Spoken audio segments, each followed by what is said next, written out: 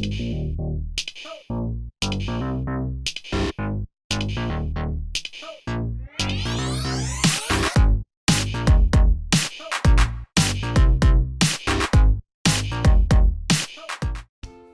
everyone! Today I'm making Chum Chompkins Mask from Poppy Playtime Chapter 5, completely by myself.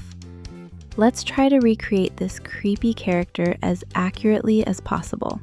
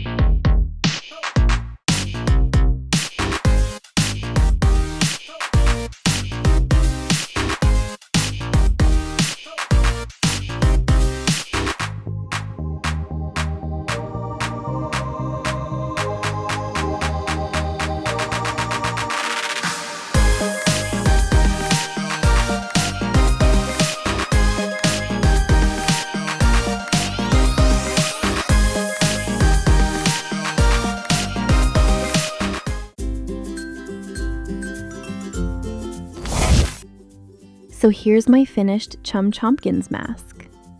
Tell me which Poppy Playtime character I should make next, and don't forget to like and subscribe.